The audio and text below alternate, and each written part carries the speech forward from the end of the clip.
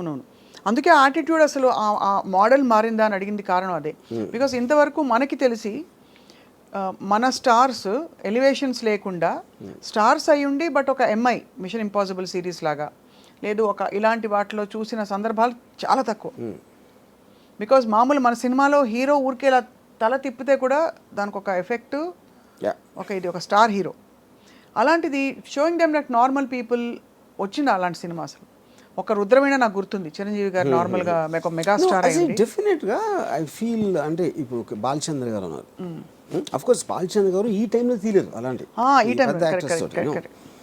విశ్వనాథ్ గారు of course నాకు తెలిసి వెన్ ద టైమ్ సాగర్ సంగమం ఆ టైంలో తీసినప్పుడు Kamal Haasan image would have been very different. అప్పుడు వచ్చిన కమల్ హాసన్ ఫిలిమ్స్కి సాగర్ సంగమంకి ఏమి ఏదో ఉండదు. ఇంకోటి మీరు శంకరాభరణంలో సోమయాజుల్ గారు లాంటి ఒక 60-year-old అన్నోన్ పర్సన్ని ప్రొటాగనిస్ట్గా పెట్టడం అనేది నాకు తెలిసి ఇప్పుడు కూడా ఎవరు అసలు ఇమాజిన్ కూడా చేయడు. అలాగే ఒక అంత పొడుగ్గా ఉండి ఆల్మోస్ట్ యూనో డస్కీ కాంప్లెక్షన్తో మంజు భార్గవ్ గారిని హీరోయిన్గా పెట్టడం కూడా ఎవరు ఊహించుకోలేరు మీరు అన్నట్టు. బట్ అది కూడా ప్రొటాగనిస్ట్ని మీరు నాన్ యాక్టర్ని ఎవరు ఐఏఎస్ ఆఫీసర్ని తీసుకొచ్చి పెట్టడం అని దానికన్నా రిస్క్ అయితే పరాకాష్ట. ఇది కరెక్ట్ రైట్. బట్ అది కూడా మీరు అన్న వన్ ఆఫ్ ద మోడల్స్లో ఆఫ్ దీస్ అవుట్లయర్ ఫిల్మ్స్ అంటే ఆడ్ ఫిల్మ్స్ అంటాం కదా. ఈ అంటే ముందు పికప్ కాలేదు బట్ తర్వాత బాగా పికప్ అయ్యి కల్ట్ ఫిల్మ్ అయిపోయింది. ఇదేమో స్త్రీ 2 ఏమో పికప్ అవుతుందో లేదో తెలియదు బట్ ఫస్ట్ డేనే బ్లాక్ బస్టర్. ఇంకా దాని గురించి ఏం మాట్లాడక్కర్లేదు అంతే. అంటే అలా ఉంది దాని మీరు చెప్తున్న కనెక్షన్. ఇంకోటి ఏమైంది, నిన్న దాంతో రిలీజ్ అయిన అక్షయ్ కుమార్ సినిమాకి 5 కోట్లు వచ్చింది.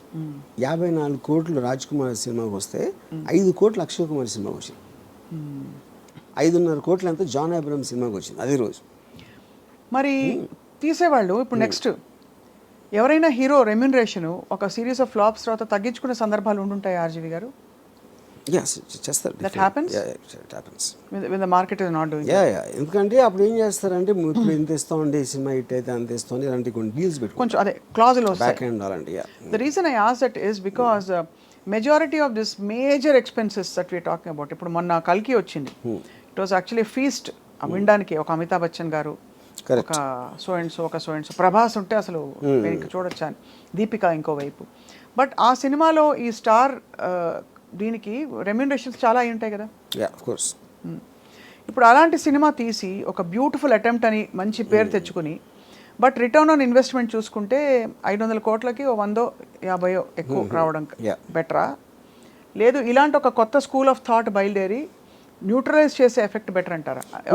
ఇక్కడ ఒక డేంజర్ ఏంటంటే, అంటే అది డేంజర్ అనొచ్చు కాదు కూడా, డేంజర్ ఏంటంటే మీకు సంవత్సరానికి 150 సినిమాల్లో రేంజ్ వైజ్గా చిన్న సినిమాలు అని చెప్పుకునే 90% ఉంటాయి.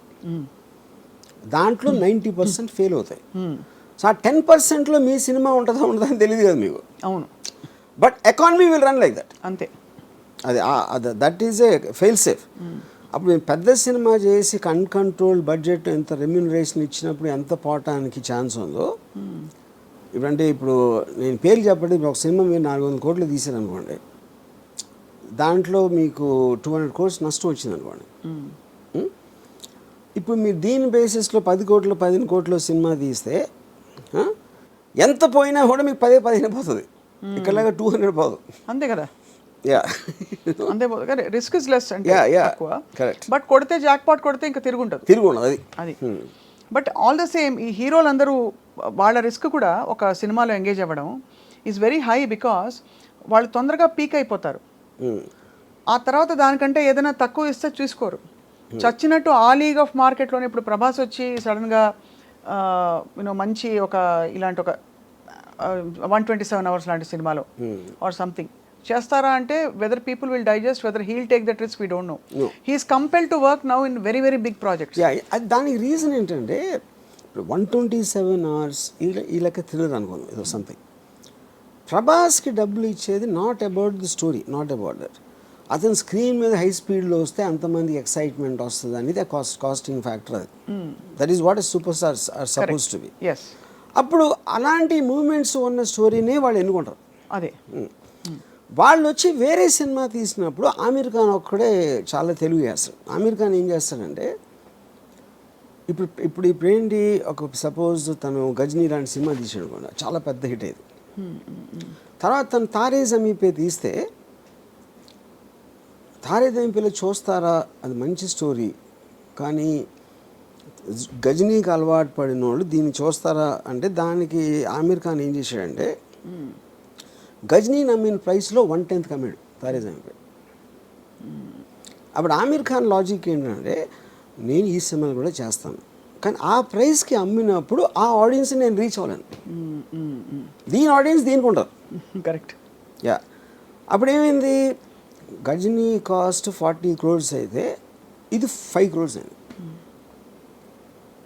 5 crores అయ్యేటప్పటికి ఇది కూడా 60 చేసింది. 60 crores తారే జమీన్ పే. అదే ఒక 90 చేసి ఉండొచ్చు. 60 కాకపోయినా 10 చేసినా కూడా హిట్టే కదా. అప్పుడు ఏంటి, మీరు ఎంత కాస్ట్ చేశారు, ఎంత వచ్చింది చూసి 100 మంది 1000 మంది చూసారు అనుకోండి ఆ పెద్ద సినిమా, దాంట్లో 900కి నచ్చకపోవచ్చు, కానీ వాళ్ళు చూస్తారు, మీరు ఆ డబ్బులు అయితే మీకు వచ్చేసినాయి. ఇప్పుడు ఇక్కడేమో 100లో 90 మందికి నచ్చినాయి.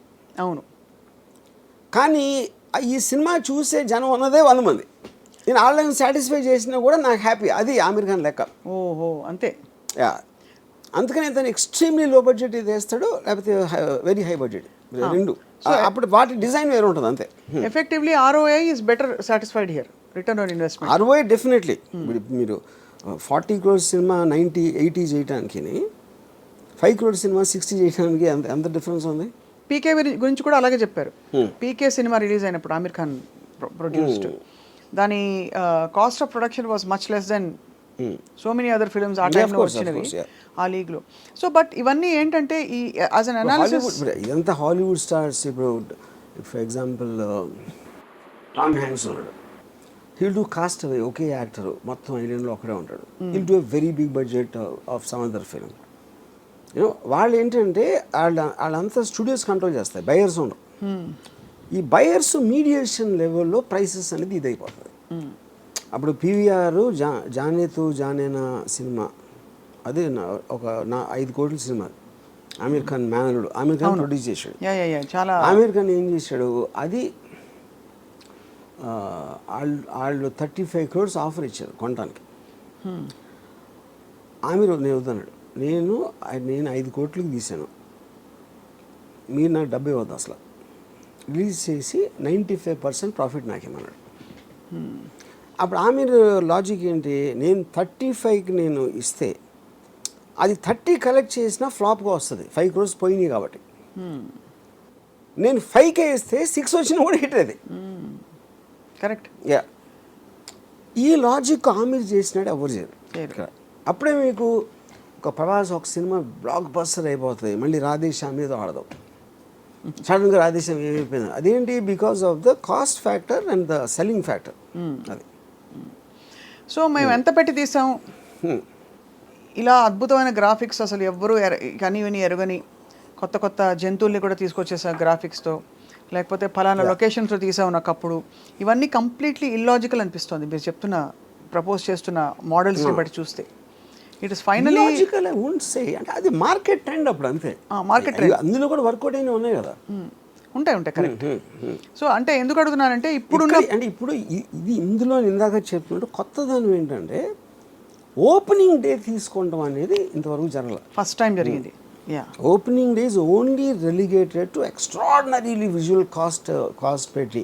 ఇప్పుడు బాహుబలి ఆల్సో హిందీలో it is newcomers people.